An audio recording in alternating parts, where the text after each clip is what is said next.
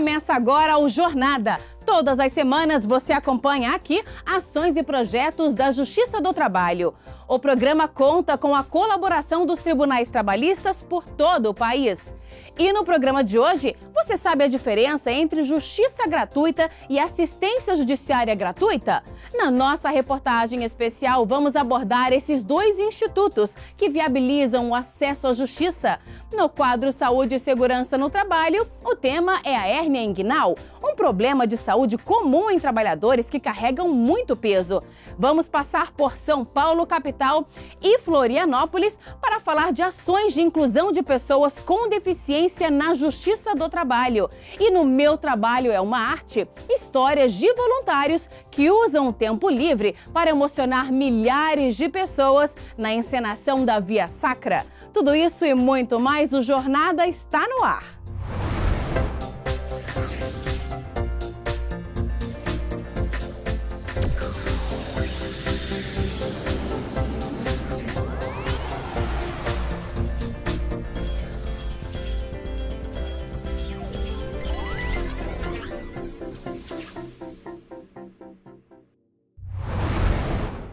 Em uma ação trabalhista, as partes podem ter que arcar com as custas do processo e, para determinados procedimentos, ter que contratar necessariamente um advogado. Mas e quem não tem condições financeiras para custear os serviços? Dois instrumentos garantem o acesso à justiça: o benefício da justiça gratuita e o da assistência judiciária gratuita. Na nossa reportagem especial de hoje, você vai saber a diferença entre eles e os requisitos para obtê-los. Acompanhe. Foram 5 anos trabalhando como motorista terceirizado, prestando serviço para um órgão público. Com o término do contrato de trabalho, a empresa não pagou ao Paulo todas as verbas rescisórias. Com o término do contrato, não só eu como meus colegas foram mandados embora, né? Nós perdemos o emprego. Você fica desamparado, né? Você se sente perdido com essa situação, não sei saber o que fazer, na verdade. O Sindicato dos Rodoviários do Distrito Federal vem acompanhando o caso. Como Paulo está desempregado, o maior receio é em relação aos gastos com o processo trabalhista, incluindo os serviços de advogado. A minha preocupação maior é não pagar as contas, né? E também para poder tentar receber o que me é por direito, né? Ainda pagar para um advogado, né? Que no caso você não teria condição. Eu não teria condição. Ao entrar com uma ação trabalhista, o interessado precisa estar ciente de que pode ter que arcar com as chamadas custas do processo. Estipuladas em 2% do valor da causa, elas são devidas, na maioria dos casos, pela parte perdedora. O parágrafo 1º do artigo 789 da CLT diz que as custas serão pagas pelo vencido após o trânsito em julgado da decisão. No caso de recurso, as custas serão pagas e comprovado o recolhimento dentro do prazo recursal. Além disso, embora haja possibilidade de ingressar com ação trabalhista sem advogado pelo chamado jus postulandi, para determinados procedimentos e recursos, é obrigatória a assistência desse profissional. E o autor da ação, nessas hipóteses, também terá que remunerar o advogado pelos serviços. Como nem todas as pessoas têm condições financeiras para isso, a legislação prevê alguns meios de acesso gratuito à justiça, direito previsto na Constituição Federal. O inciso 34 do artigo 5º da Constituição assegura, independentemente do pagamento de taxas, o direito de petição aos poderes públicos em defesa de direitos ou contra ilegalidade ou abuso de poder. E o inciso 35 afirma que a lei não excluirá da apreciação do Poder Judiciário lesão ou ameaça a direito. No âmbito trabalhista, há 2 institutos que garantem o acesso à justiça àqueles sem recursos financeiros. Um deles é o benefício da justiça gratuita, que pode ser requerido no processo. O juiz pode conceder a gratuidade quanto ao pagamento das custas se ficar comprovado que o interessado recebe salário inferior ao dobro do salário mínimo, ou que os custos poderiam trazer prejuízo ao próprio sustento ou da família. O artigo 790, parágrafo 3º da CLT, ele diz o seguinte, que quem ganha igual ou inferior a 2 salários mínimos tem uma presunção absoluta de pobreza, então não precisa comprovar, o juiz pode dar até de ofício essa gratuidade. Agora, se ele ganha mais que 2 salários mínimos, ele deve somente fazer uma declaração que é pobre nos termos da lei. As empresas sem condições financeiras também têm direito ao benefício. As pessoas jurídicas também podem, há já um entendimento sumulado do STJ, na súmula 481. Mas, nesse caso, as pessoas jurídicas elas devem comprovar o estado de necessidade, ou seja, que não estão em condições de custear as custas e despesas do processo. Já a assistência judiciária gratuita inclui os serviços de advogado, que na Justiça do Trabalho devem ser prestados pelo sindicato da categoria profissional a que pertencer o trabalhador e não precisa ser sindicalizado. A assistência judiciária ela se compõe da gratuidade de justiça e da assistência de um profissional, de um advogado. Então, a assistência judiciária ela é uma assistência jurídica e mais a gratuidade de justiça. Caso o empregado beneficiado pela assistência judiciária gratuita vença a ação trabalhista, os honorários pelos serviços advocatícios deverão ser pagos pelo empregador. Ou seja, uma vez que o empregador ele perde a ação, o empregado ganha a ação, o empregador deve pagar também os honorários do sindicato. E foi conhecendo os requisitos para a gratuidade que o Paulo resolveu ir atrás dos direitos trabalhistas, sem precisar pagar por isso. Eu quero receber os meus direitos. Porque ficar assim... Ficar assim no momento não dá. Não dá, no momento fica difícil.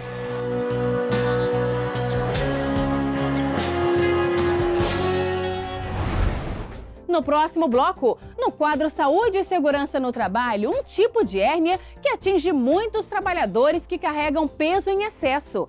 E ainda hoje, as ações de inclusão de pessoas com deficiência na Justiça do Trabalho. Nós voltamos em instantes.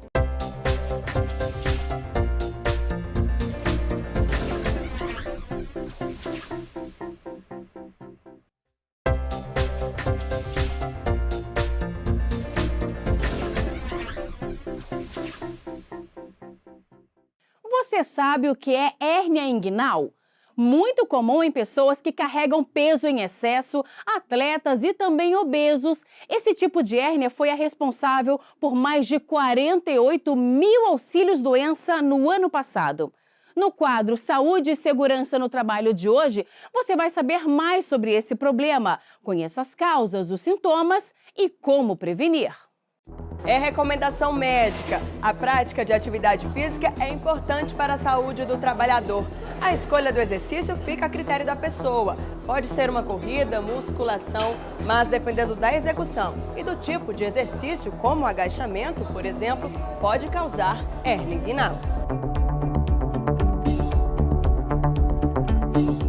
Apesar de não ser muito conhecida, essa hérnia é muito comum. O Raimundo descobriu que estava com hérnia inguinal e teve que operar. Eu descobri isso ao ficar em pé. Quando eu ficava em pé por alguns minutos, eu já sentia dor. E essa dor incomodava. E depois eu percebi, ao me olhar no espelho, percebi que tinha um inchaço na região da virilha. E aí não foi difícil perceber que tratava de uma hérnia inguinal. Então, após isso, eu já procurei o médico. Ele me recomendou procurar o clínico geral, que é, na verdade, quem cuida dessa parte. E aí, logo na sequência, foi feita a cirurgia. A hérnia inguinal é um deslocamento do conteúdo abdominal por uma abertura natural ou acidental. O termo inguinal é devido ao conteúdo passar pela parede abdominal na região da virilha. Esse tipo de hérnia é mais comum em homens e pode ocorrer nos 2 lados da região da virilha. Apesar de estar muito relacionada à prática de atividade física em excesso, a pessoa também pode desenvolver hérnia inguinal no próprio trabalho, dependendo da função que exerça. Extremamente relacionado a aumento da pressão intraabdominal. Por quê? Você pode trabalhar no escritório, você só sobe de elevador. Eu trabalho no escritório, tem 5 andares, eu subo todo dia de escada e desço. 5, 6, 7 vezes por dia. Teoricamente é um trabalho que não demanda atividade, mas o que você faz durante o trabalho tem um aumento da pressão abdominal, você tem uma chance maior. Por trabalharem fazendo muito esforço físico, atletas podem desenvolver hérnia inguinal. Por isso é preciso ficar atento.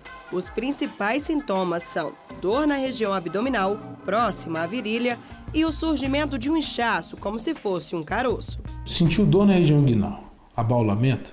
Procura um ambulatório de cirurgia, a gente vai avaliar, vai pedir exame, a gente senta, conversa sobre o que é, como é que pode tratar e vê. Se não for nada, a gente vai dizer, ó, não tem nada, vamos procurar alguma coisa a mais. Às vezes uma distensão muscular, às vezes praticou atividade excessiva na academia, né? Não fez um alongamento adequado, mas é melhor a gente pecar pelo excesso que pela falta, né? Apesar de muitos casos serem considerados simples, o único tratamento para a hérnia inguinal é a cirurgia. A correção da hérnia inguinal, ela é importante, ela é necessária, né? A gente pode fazer isso por laparoscopia ou forma convencional. Por que eu estou falando isso? Isso vai impactar um pouco nesse número. As vias cirúrgicas e, lógico, o tamanho da falha vão determinar o tempo de afastamento e diretamente relacionado ao tipo de atividade que o paciente faz, atividade laboral. O médico ainda explica que o trabalhador, em geral, fica afastado do trabalho por mais de 15 dias após a cirurgia, mas o período de recuperação pode chegar a 30 dias ou mais, dependendo do tipo de hérnia e do trabalho realizado pelo paciente.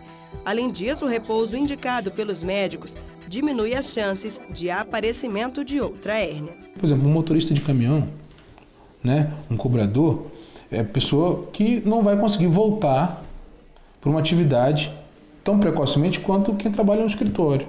Um advogado, um funcionário público, que vai sentar e vai ficar no computador durante o dia. Devido ao tempo de repouso recomendado pelo médico, muitos trabalhadores acabam recebendo auxílio-doença da Previdência Social, uma vez que depois de 15 dias afastado do serviço, o contrato de trabalho fica suspenso e o empregado passa a receber pelo INSS. De acordo com dados do Instituto, entre janeiro e dezembro de 2016, foram concedidos mais de 48 mil auxílios-doença previdenciários por hérnia inguinal. Se a hérnia inguinal for logo tratada, o trabalhador não precisa se preocupar. A capacidade de trabalho será mantida. Não é uma doença que vai te incapacitar, né? É lógico que quanto mais demora a procurar, pode ser que você tenha uma patologia de mais dificuldade de tratamento, mas ela vai ser tratada.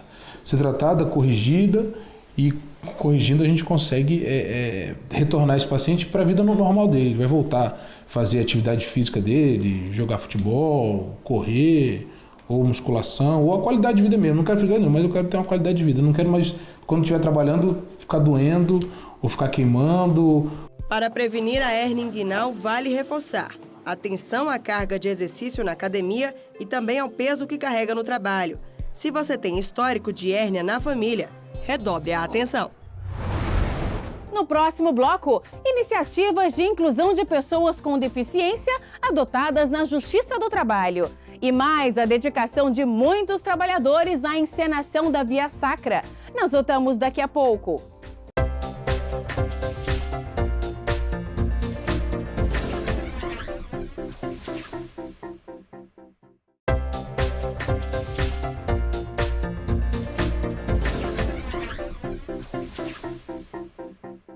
Os tribunais do trabalho contam com setores específicos para propor e implementar ações que beneficiem as pessoas com deficiência.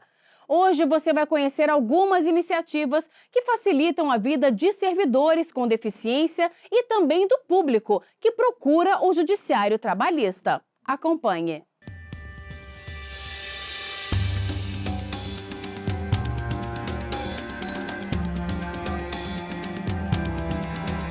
A estação de trabalho da Clarissa pouco difere de uma comum.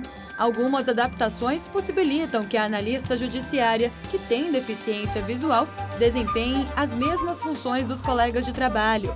O programa de voz faz a leitura do que está na tela do computador. Nos últimos dias, que o TRT da segunda região foi vitorioso em mais uma categoria da 7ª edição do Prêmio Conciliar. A servidora ingressou no TRT da segunda região em São Paulo em 2009. E desde 2011 faz parte da equipe de comunicação social.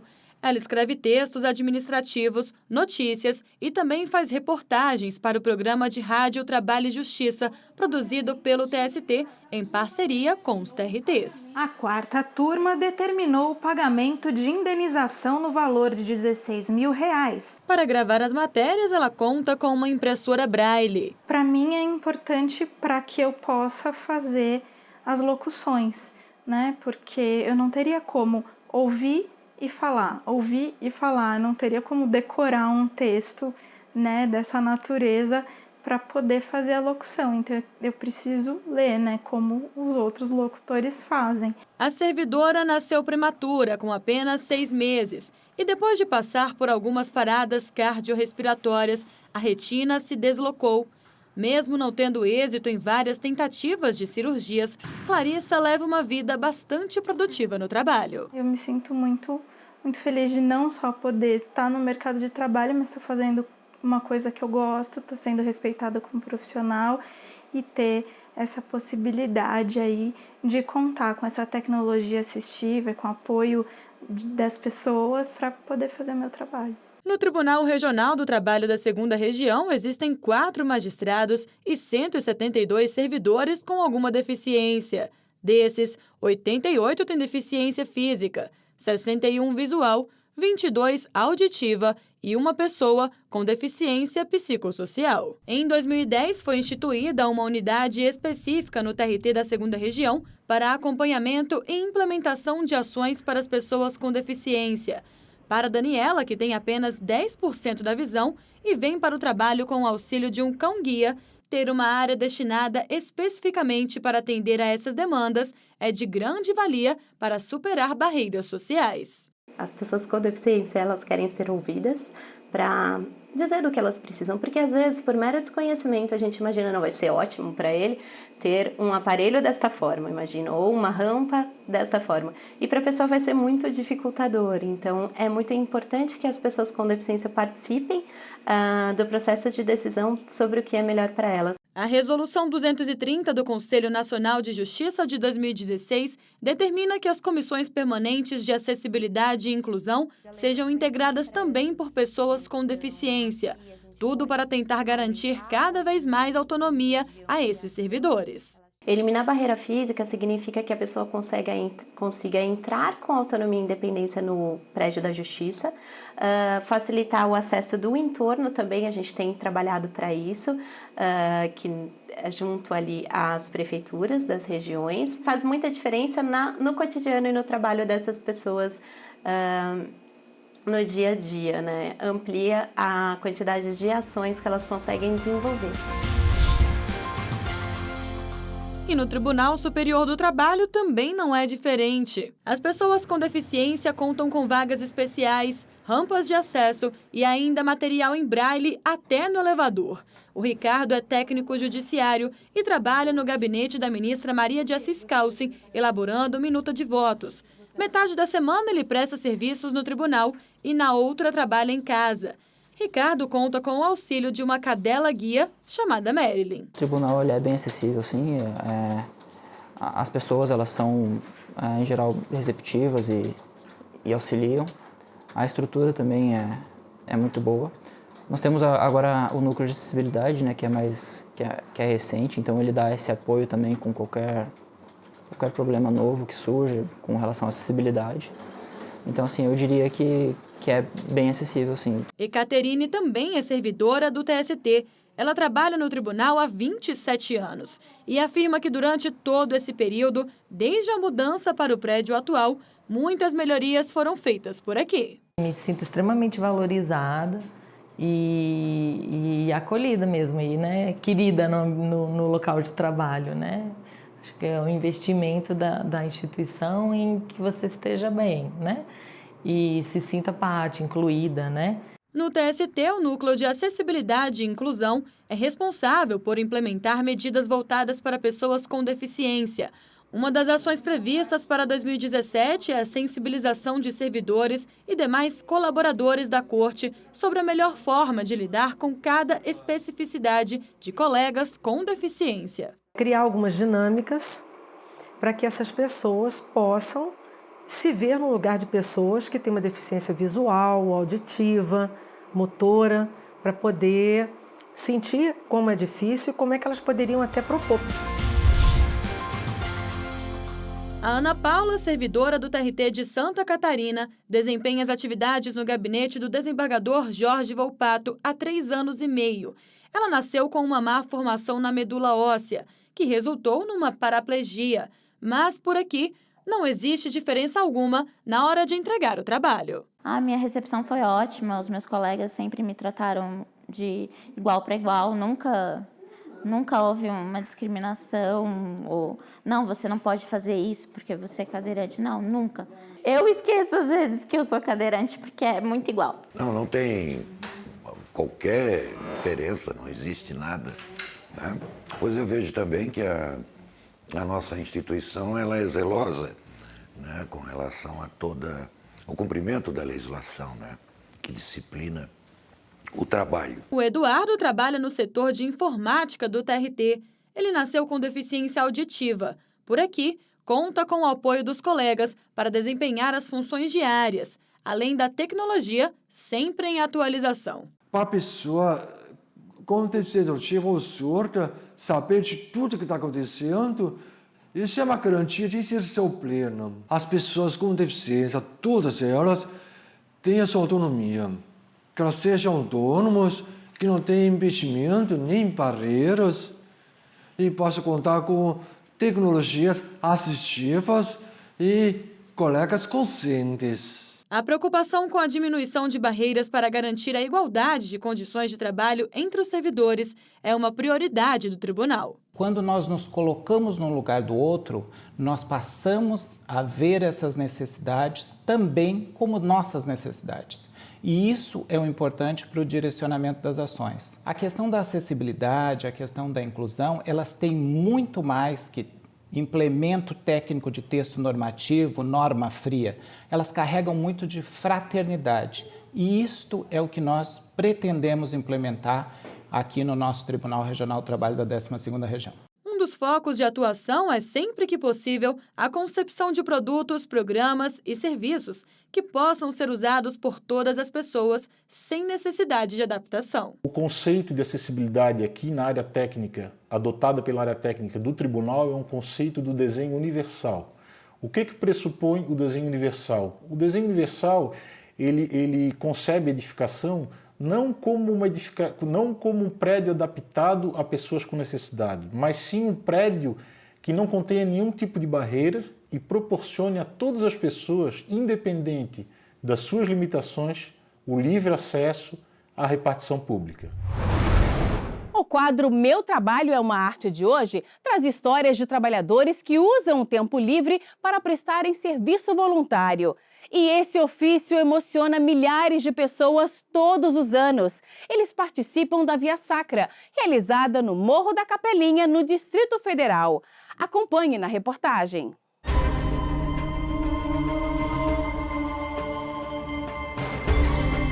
Uma encenação que representa fé e devoção.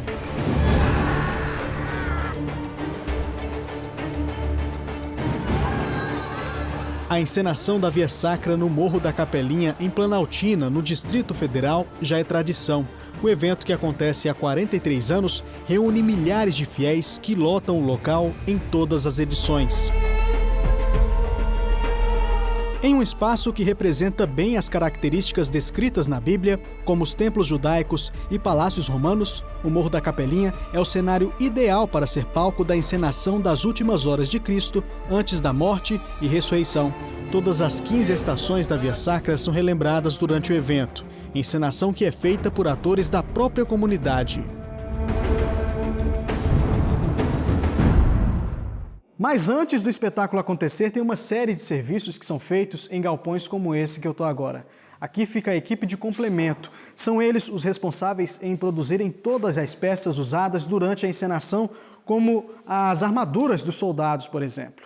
E o mais bacana é que tudo é feito aqui de forma voluntária. É uma forma de estar perto da igreja. É uma forma de evangelizar. Tem muita gente que vê a Via Sacra como uma forma de teatro. E ela não é. O intuito da Via Sacra é evangelizar. Palavras de um motorista que nessa época do ano se transforma em chefe do processo de confecção das peças utilizadas na Via Sacra. O Ariosvaldo é colaborador do evento há 13 anos. Todos os anos, ele faz questão de acompanhar o processo de preparação das roupas, armaduras e acessórios utilizados na encenação. E eu sempre tive o sonho. Uma vez um colega me indicou e eu fiz uma matrícula esperando uma vaga. Esperei 4 anos. Com 4 anos me chamaram, eu entrei para uma equipe, que era a equipe de cenografia e apoio. E o ano seguinte vim para essa equipe, que é o que eu gosto de fazer. A equipe complemento, que mexe com soldados e essas coisas. O processo de confecção das roupas e peças usadas no cenário da Via Sacra no Morro da Capelinha começou mais de um mês antes das apresentações marcadas para a Semana Santa. E é tudo muito bem feito. Dá uma olhada na quantidade de detalhes deste capacete de um soldado romano. O capacete, na verdade, a gente está tentando chegar o mais próximo da época romana, porque na época romana eles não usavam inox, que é muito brilhoso. Usava bronze, cobre, osso, couro. Então, fez uma pesquisa e descobriu que seria mais interessante ficar bem próximo da época. E o material para ficar mais confortável para a pessoa que for usar. Em outro cômodo, as mulheres cuidam dos tecidos que são usados na confecção das roupas dos atores. Dona Lourdes está à frente da equipe de figurino. Ela participa desde o primeiro ano de apresentação. Eu participei da primeira Via Sacra de Planaltina, em 73. Devido a criança pequena, né, e marido e casa, eu me afastei por uns anos. Aí retornei em 91. E desde 91 eu venho fazendo esse trabalho voluntário para a Via Sacra. As peças são feitas com muito cuidado. Na última encenação foram usados mais de 800 metros de tecido.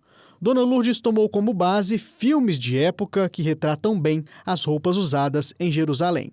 É muito difícil, porque hoje em dia você não tem mais aqueles tecidos, né, de época, mas a gente tenta levar para esse lado, né? A gente trabalha muito com algodão cru, né? Tecidos, tecidos em tear, para ficar mais próximo da realidade do que era naquela época, né? Depois de tudo pronto, agora é esperar e realizar mais uma vez um espetáculo que encanta, emociona e transforma mais de 1.400 pessoas da comunidade em verdadeiros atores. Para quem participa, é uma experiência única. É compensador demais. Já fiz o papel de Maria de Nazaré por 7 anos. Eu pedi para ser substituído ano passado. Deus me deu forças, me dá até hoje, de subir o morro, de ajudar no que. É tanto que lá todos me conhecem. Os que não me chamam de tia, me chamam de mãe. Então, tem um monte de filho na Via Sacra. Além dos meus filhos de sangue mesmo, né?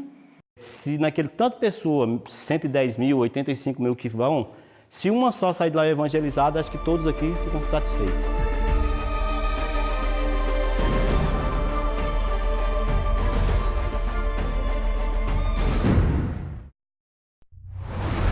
Por hoje é só. O Jornada fica por aqui. Muito obrigada pela companhia e até a próxima.